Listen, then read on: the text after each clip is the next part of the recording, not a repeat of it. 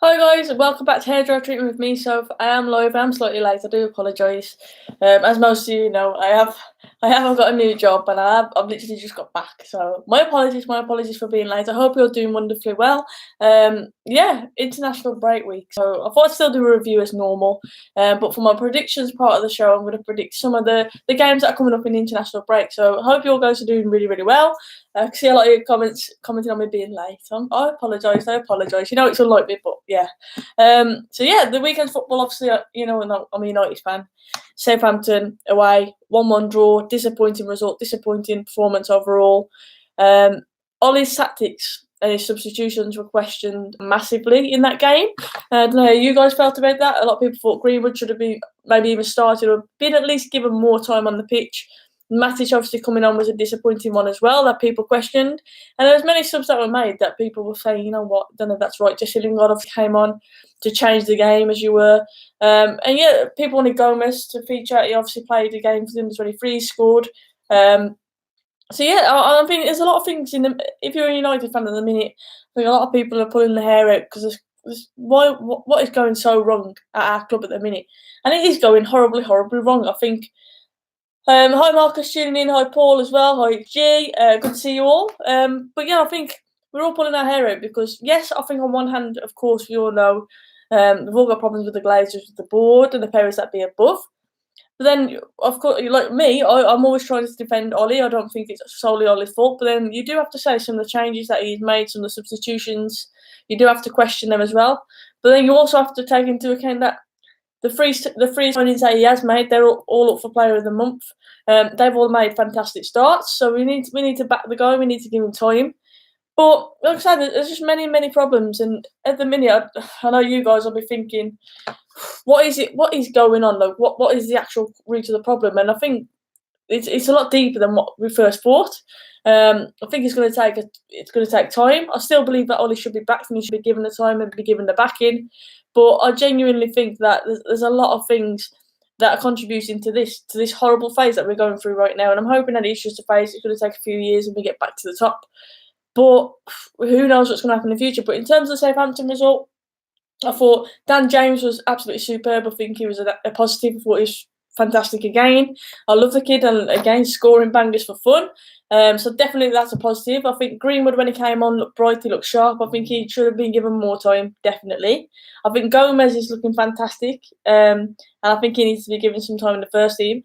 And Gala is another one as well that I think he needs to be making that step up soon, because I think obviously in the 23s, he's been fantastic. Again, he's been scoring for fun, and I think he stands out at that level. He stands out. So I think we're lacking midfielders. He should definitely be given more time in the first team. I don't know if you guys agree with that, but that's my opinions at the minute.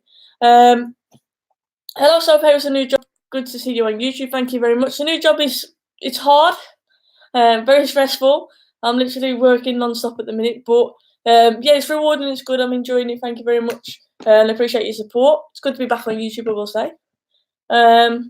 Dave says anybody that is saying Ollie out needs to calm down. Patience is the key. I agree. It's hard to be patient. Look, we have been spoiled as United fans. Let's be honest about it. We've been spoiled, and it is a tough time for us right now. What we're going through. But I completely agree. We keep changing managers. That's obviously not working as well. I believe that Ollie definitely needs support. And like I say, I'll be patient with him. I do think it's going to take time. And I said that before Ollie came in. It's going to take time. The problems are very, very deep, definitely. And yeah, I think it's a work in progress, and we need to back the manager. The board definitely need to back the manager. And I think we all know that it's not just Ollie's fault. But like I say, there were some changes that he made that you have to just say that you don't think they were right. That of course you do. We're all fans, and we all say it. I've defended Ollie, and I'll continue to defend him and back him. However, if he makes subs like Matic come on, for example, I don't fully agree with that substitution.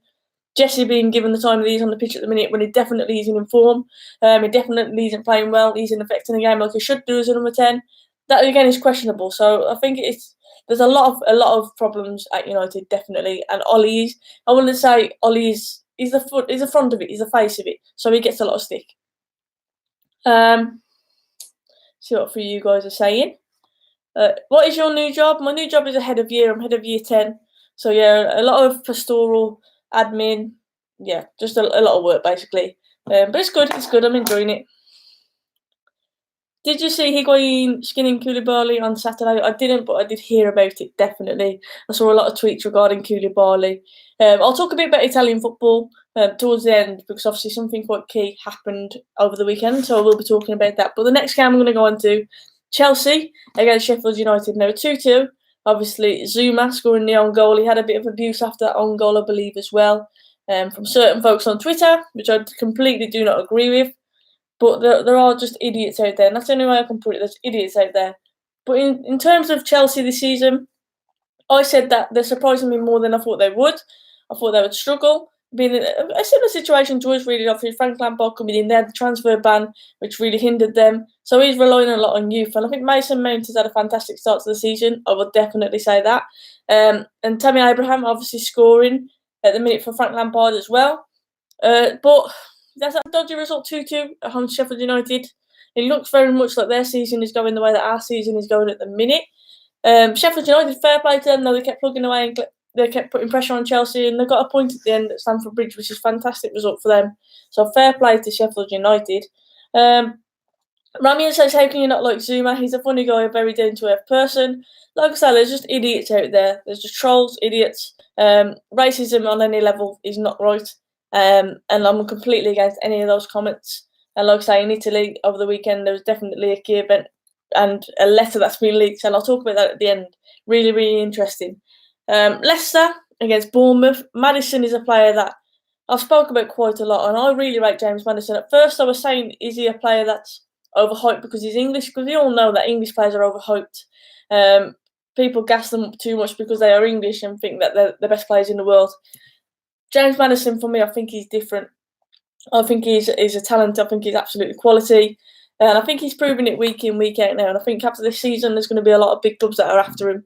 And it's going to be an interesting one. I said that Man United should have been looking at him. I definitely believe that we should be. I think he's a fantastic creative player that we are lacking. It's definitely an improvement on Jesse Lingard if we're looking for someone to play in at number 10.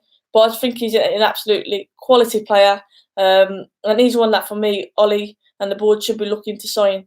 Yeah, in January, I agree that it's unlikely we will sign in January, especially him. But I think next summer, he's one that we should definitely be looking at. I think he's a very, very talented lad. And like I said, I think there's going to be a lot of big teams that are going to be in the market for him. So we'll face a lot of competition. And Champions League will probably be a big part in his decision as to where he goes as well. Marcus says, do you think we will beat Leicester? I hope so. I am at the Leicester game. It's going to be a tough one, though. It's going to be a tough one. We all know that Leicester are obviously a quality team. They beat Bournemouth 3-1 at the weekend. I think it's going to be a very tough game. We've had a run of disappointing performances and results. Obviously losing to Palace, the draw to Southampton. It's going to be an interesting one. I think, hopefully, I'm hoping we bounce back. International break, you can always argue it's come at a good time or a bad time. I think it might have just come at a good time for us because we've had a run of bad results. A couple of players have had a few knocks. I'm hoping that key players are back from injuries. Of course, Pogba's injured, Wan-Bissaka's now injured. I think as long as our players are back from injuries, then we'll be okay. I think it's going to be a close game, though. I genuinely think it's going to be a tight game, maybe a 1-0 win. But yeah, I think if our players are back from injuries, I think they'll just edge that one. But I wouldn't say I'm going into that game confident. I'm not at all. I think it's going to be a close one. We might just scrape it. Harry Maguire to score the winner with a header, maybe. I'm dreaming. Palace against Villa, massive VAR talking point in that one. I've called the video ASTON VARLLA. After that, because I thought that was an absolutely shambolic decision. I mean, I work with a few Villa fans, to be fair, and I was talking to one today, and I said, "What was your opinion on that?" And he said he's still a bit shocked by it. Really, he's still a bit gobsmacked. And for me, the referee was shocking. I believe it was the same ref that reffed our game against Palace, and I thought it was shocking in that one as well. But that decision, I thought really, if he thought that Grealish died, fair enough. But surely he should have let it play through, let the ball hit the back of the net, and then check VAR afterwards. And obviously you can overrule then. Using VAR, you can say the goal should be ruled out. But the fact that he blew his whistle beforehand, I just think it was just a stupid decision from the referee. I felt really bad for Villa, for Jack Grealish in particular, of course. I thought it was a shame because I think that if you look at it on the whole scheme of things, those points could be costly now to Villa at the end of the season. And I hope they're not, I really do, because I think it's a shame for a team to go down. I know it's not solely based on that decision, but that could contribute to it. and I think it was a shocking decision. And it's just another example of how VAR isn't being used in the right way. Let me know in the comments what you guys think about that. Itchy says it was a great dive. I've got to say, I do not think it was a dive. For me, it fell probably 3-4 times going up into the box anyway. And then he's passed the ball off. He's even looked at where his pass is going. And then he hits the ground. But he hasn't even appealed to the ref. He's simply looked at his pass as he fell over. And yeah, Lansbury obviously got his goal in the Premier League as well, so it's a shame for him, of course. But I think Grealish might feel a bit guilty. Thinking that obviously he's cost his team there, even though he didn't, but you know what I mean. It was just really bad refereeing, really bad use of the VAR system. It was done completely wrong. For me, it should have been played through. Obviously, Lansbury put the ball in the net, and then the ref, if he feels that there might have been something that wasn't right, for example, he thought Grealish dived, then look back at it, and then you can cancel the goal. That's the way that it should have been done. Blowing a whistle beforehand, for me, was just completely wrong. And like I say, I just hope it doesn't affect Villa's season too much. But yeah, shocking. And again, we talk about VAR every single time on my review show. And it always seems to be negative at the minute that we are saying about it, which says a lot, really. There hasn't been a lot of positive talk about VAR. Roberto's asking him when the FIFA streams are coming back on. To be fair, my views dropped a lot on the FIFA streams. It didn't seem to be getting that much of a hype. When the new FIFA comes out, I'm obviously going to be playing against some of my subscribers. I've got a lot of PSN names. So once the new FIFA's out, I'll be doing a new season, but it'll be me playing against you guys, and that's the way that's going to go. So don't worry, FIFA will be back. It's just not going to be a career mode kind of season. It's going to be me playing against you guys, and that should be really entertaining. And hopefully I don't lose every single week as well. But it will be back. FIFA will be back. Marcus says VAR isn't being used right because of human errors. Exactly. It seems to be there's more errors being made now when we've got VAR than there did without it. Which is not happening. It shouldn't be happening, should it? So let's see what people are saying about City and Brighton. That's the next one on my list. City against Brighton, 4-0. Typical win for Man City. What more can you say about that, really? They're absolutely smashing it. Brighton, they're decent starts of the season, but Man City just brushed them aside. And I think that says a lot of the season. I was talking to my dad, I think it was actually, about this. I was saying that United, you used to look at certain teams and you'd say, oh, that's going to be a tough game this week. That's going to be a tough one. Whereas, like, it'd be a handful of games, probably like your Chelsea, your Arsenal, your Spurs, your Liverpool, of course, your City, and that would be the games really. As a United fan, you'd be looking at it and you'd be saying, "Oh, quite a tough game," and all the others you'd be saying, "You know what, United should win." Every weekend, as a United fan, every weekend, every single game, I'm thinking that's going to be a tough game. There's no game that I go into thinking it's going to be an easy one. No game at all, and I think that shows a lot. Whereas Man City, I think, are at that level where every game now for them really should be a win. In their mind, every game should be a win. And I think that's the difference. They're a team of winners. Whereas me, I'm just not confident at all as a United fan. And that's just the way it is at the minute. It's horrible. And City are just brushing teams aside. They really are. Hammer's chat is talking about VAR. It says, still inconsistent. Newcastle's goal should have stood, yet Wolves was ruled out. Same circumstance, but different outcomes. I completely agree with that. Yep. It's really inconsistent, and it should have improved the consistency.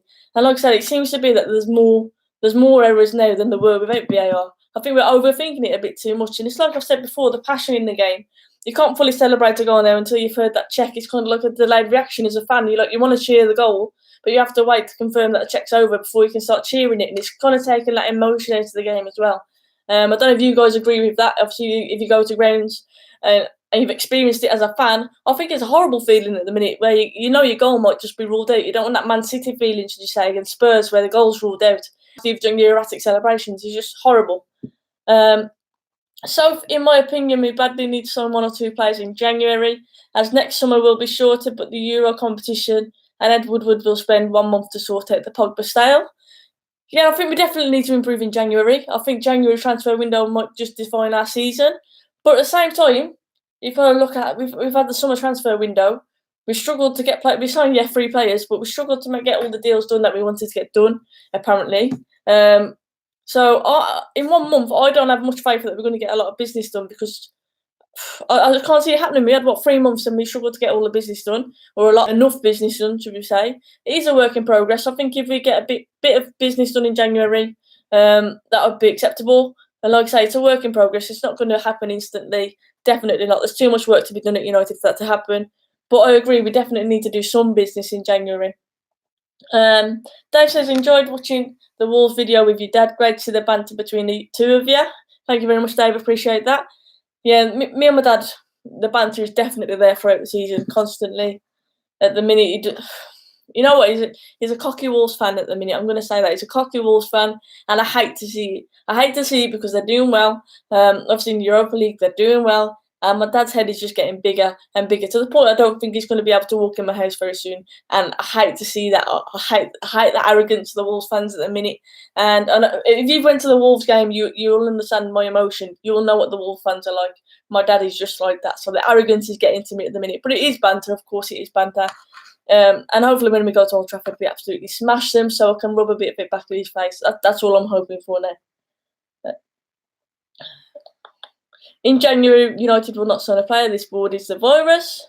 Paul Robinson says a player making CDM or a cam in January. Yeah, I think we're lacking creativity massively. I think that was clear to see for everybody. When a team sits in against us, Southampton went down to 10, sat in against us, Palace sat in against us, we cannot break teams down. We severely lack creativity. Our forward players are all stood in the line, hence why Pogba then has to take 3 or 4 extra touches, gets caught out. I think it's like a domino effect. Lack of movement up front, lack of creativity coming from the middle. And yeah, I agree. Creative players are definitely what we are lacking. We believe that we've strengthened our defence, even though questionable. Still, Lindelof coming under a lot of question at the minute. But I agree, creativity is something that we are definitely lacking. We should have signed a midfielder, definitely. We didn't sign a midfielder. So that is where I'll be looking at in January if I was Ollie. So if you're down, just remember Liverpool have a 100% win rate this season in the Premier League. They won't maintain that. Ramian. United are still a one-half team. We are still a one-half team, and like we say, we're a work in progress. Mark says he saw a dog in the thumbnail. Yes, Luna was here, but then she went on a bit of a mad one, so I've had to keep her out of the room for now because she was barking so much, a bit like when she barked at Pogba's name last time. So I thought it'd be best to keep her out of the way rather than her disrupting the video. So what if Ollie signs 1 or 2 players in January but we still fail to get top 4? Do you think Ollie could or should be sacked? I think Ollie could be sacked. Should, I think, is a different matter. I think, like I say, we keep sacking managers, we keep changing it. I do think Ollie is trying to get us to play the right way. And like I say, the 3 signings that he has made so far have been fantastic. You've got to say they're up for Player of the Month. They've been our 3 best players, our most consistent players. Is that a coincidence? Who knows? But I think he deserves to be given the time. Like I say, we keep changing managers. That's not working. The problems run deeper than the manager, definitely. He needs a stronger squad to work with because we've said about the changes, the substitutions he made. They're very, very questionable. The likes of Matic coming on. But then he's only got those players to work with, so it's a really difficult one. I would like to think that he will turn to youth at some point and he'll give them a go for the likes of Garner, Gomez, Greenwood, of course. I think he should get more time. And that's Ollie's responsibility now, really, to turn to youth, I think, and play a bit more youth because he hasn't got a strong squad to work with, and I completely understand that. However, keep playing the same players that haven't worked for the last few seasons, I don't think is the right logic either. So it could be sacked. Should he be sacked? I don't think so. Personally, I think he should get the time as long as he gets the backing from the board as well. That's my opinion. I reckon the Black United kit is the best from this season. Your opinion, Soph? I've also got the kit that you're wearing on now. I'm not a massive fan of this snake print one, if I'm honest with you. It's alright. I'm not a massive fan. My favourite one I've got to say is the red one. I did have, obviously, I told you all this before, but I had some part in designing it, so it's got kind of a special place in my heart, the red one. I didn't have a massive part, but the early stages with the United stand, I was given the opportunity to meet up with Adidas and share some ideas. So the red one for me is my favourite. I do genuinely think it's the smartest one. The black one is alright, but I think the black one is too similar to the one that we had a few seasons ago with the black with the orange on. I think it's too similar to that one. And the snake print one, people are complaining about it, saying it's a bit leery and stuff like that. But the same people are also arguing that Adidas are lacking creativity with the other kits. So I kind of like that the thought outside the box a little bit, and they've gone for a bit of a different design. I think the colour could have been a bit better. That's the only thing I will say about it. So my favourite one is the red kit. Feel free to drop it in the chat what your favourite kit is this season. If you support another team, of course, drop the kit you like as well. The Spurs third kit, the blue one with the retro Nike logo, is very, very smart, I will say, if you've got any Spurs fans in the chat. Mark says, give it 5 years, Salford City will catch us. Don't say that, Mark. Let's have a bit of faith. If Ollie keeps making bad decisions during games and picking the wrong players, he's showing patience, highly risky. It is risky. I think anything that we do at the minute is a massive risk because of the situation that we are in. We can either go one way or the other, really, if you think about it. So it definitely would be very risky. I want Greenwood Gomez to start. I do too. I do too. We shall see. If he's given, I think he should give them more time, but who knows? We shall see. So I've just said City brushing teams aside 4-0 against Brighton. Let's get back to the review. Newcastle 1-1 Watford. I think that's a pretty predictable scoreline. If I'm honest, Newcastle. Yes, I know they had a fantastic result at Spurs, which they always seem to get. I don't know why. I don't know what it is. They seem to have a good run against Spurs, but Watford have had a really, really poor start to the season, and both teams struggle for goals. So I think the 1-1 was a predictable outcome for that game, and that was definitely what I predicted to happen beforehand. So, yeah, West Ham against Norwich. West Ham 2-0 win. Surprising result. I thought Norwich were going to bag that one after the start they have had. I think they play exciting football going forward, and I've obviously got Pukki, who is a goal scorer up top. So that one was a surprising one. A good result, I think, for obviously the West Ham team, who haven't been amazing this season, I must say. Che is saying Ollie out in the chat, and Marcus is completely right, saying why is your view Ollie out? Please explain that. I'm not saying your opinion is wrong because everyone is entitled to it, but I'm just curious as to why you want Ollie out. Glazer's out, I agree with. But Ollie out, I don't know. I'm not Ollie out yet. I'm definitely firmly Ollie in. But I'm curious as to see why people are Ollie out. Burnley, obviously 0 against Liverpool, who got 3. Ramian in the chat will be buzzing with that one. Liverpool, similar to City, really. It's like a formality now. If United go to Burnley away, you can guarantee it's going to be a really tough game. We might just about scrape the win, or we could quite easily scrape the draw or the loss. I think it's one of them. Whereas Liverpool go there, and they never really looked. Let's be honest, they never really looked like they were going to lose. So Liverpool brushing teams aside. Salah, fantastic as always. Mane for me is the player who is severely underrated in that Liverpool team. I think he's fantastic. And it looks like it's going to be another 2-horse race. I think Liverpool and City are absolutely miles apart from the rest of the league. I think that is an observation that all of us have to make. We look at the league. Liverpool, City are clearly classes above the rest of us, and they really are. And you can tell that the way they're brushing teams aside. Firmino, you just mentioned there, I think he's fantastic as well. Definitely, your front three. To be fair, the fluidity between them, I'm envious, of course, and I'm just hoping that we can kind of get a front three that will perform as they do. Everton 3, Wolves 2. Kind of knocked a bit of the smile off my dad's face, I must say, at the weekend. Everton, that's a really good result, if I'm honest. Wolves going away to Everton, I thought they would get something. A lot of goals in that game. I think it was a very, very good game to watch. From what I heard, I was playing at the same time, so sadly I missed it. But yeah, I think Everton 3-2 Wolves is a fantastic result for them. Like I say, a lot of goals. Maybe that'll kickstart Everton's season now. They've had a lot of new signings. Iwobi coming in, of course. Keane coming in. Yeah, a lot of signings, a lot of players that need to adapt as well. So yeah, it'll be an interesting one to see how their season pans out, because they've done a lot of business. They've obviously made Gomez a permanent signing. And I'm interested to see how they fare this season. I'm looking forward to watching Liverpool against Everton again this season. That's one derby that one rivalry I always look forward to watching. I think it's a good one. And hopefully the blue side of Liverpool can take out some points from that one. Rami, and let's see how you feel about that. But hopefully they can. And then obviously North London derby, Arsenal against Spurs, 2-2. Again, I think I actually thought Arsenal might just about edge it. I think I predicted 2-1 Arsenal. I thought it'd be a close game. Spurs got off to a fantastic start. The second half, they didn't really seem to commit the blocks that much. Arsenal obviously got back into the game.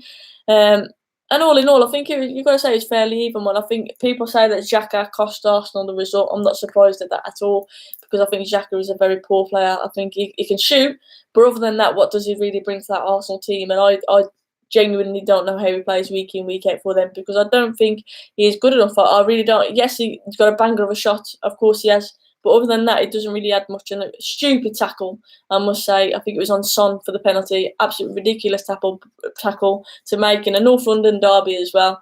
So a lot of people are blaming Xhaka for that result. Arsenal fans, if you're in the chat, let me know what your opinion is on Granit Xhaka. But I know there's a lot of Arsenal fans who've been talking to me, tweeting me, saying that they blame him for that result. Arsenal midfield depth is weak, a bit like us. So a few people saying Ollie out. I need some explanation. H10 Vlog says it's too early, in my opinion, for Ollie out. Ferguson was not a shining success towards the start of his career. Not saying Ollie is by any means the next Fergie, however, he deserves a chance. I would agree with that. I would agree with that completely. Marcus says Ollie out because of 3 wins in 16, frequent bad game decisions, no track record of success except for in Norway, comes across as weak and tactically inept. Yeah, you've got to, you know what, even me, who says Ollie should get some time, I completely agree. His record, it is shocking. It's relegation record at the end of the day, isn't it? The results that we've had, if you look at the stats, I completely agree. But at the same time, I look at our squad and I think, is that where our squad is at the minute? It's a horrible time to be a United fan. It really is.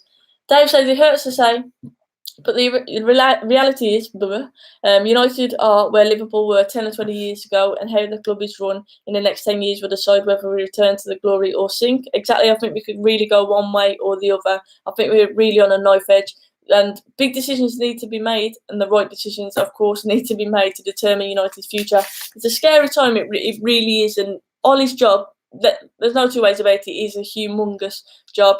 This rebuild that he needs to do, it does need to be backed by the board. But I tell you what, it is a massive job for him to have. For somebody, as you've just said yourself, with not much experience as a United manager, it's a big job. It's a big job, and I definitely wouldn't want it. Man City are United from 2007 to 2009. Now Man City are flying, definitely. And of course, league football at the minute is out the way. United fans know...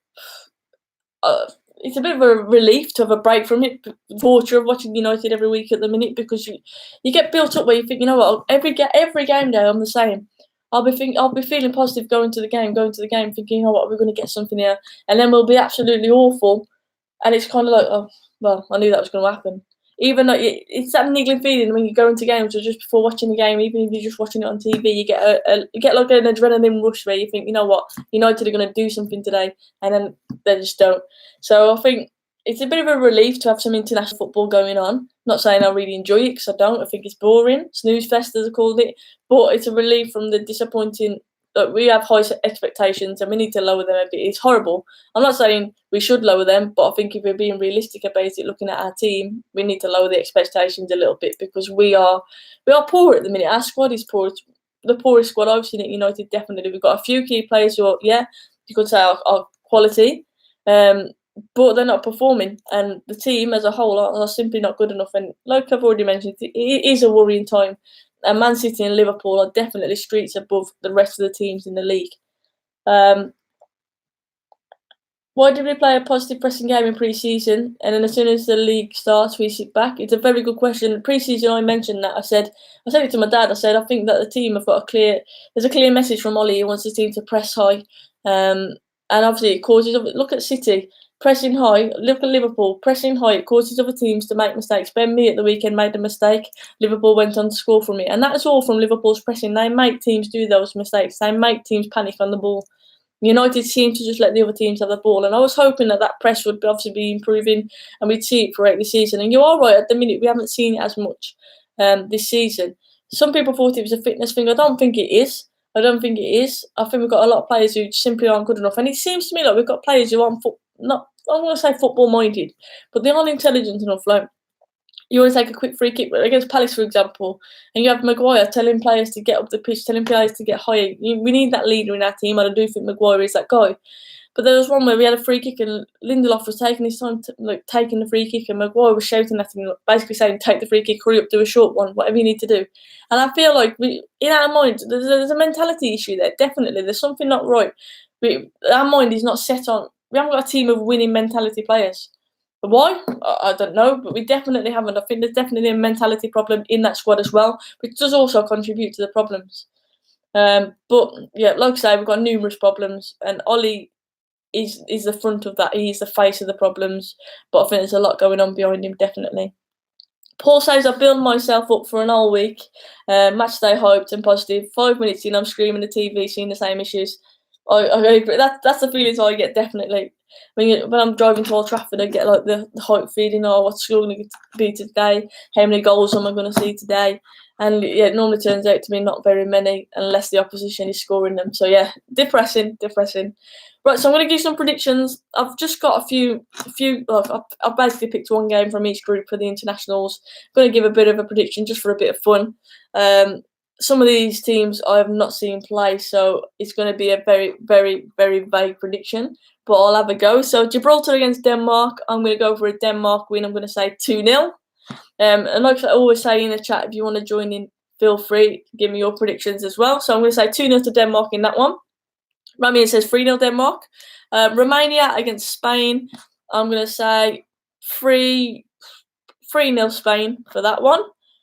3-0 Spain against Romania. Israel against North Macedonia.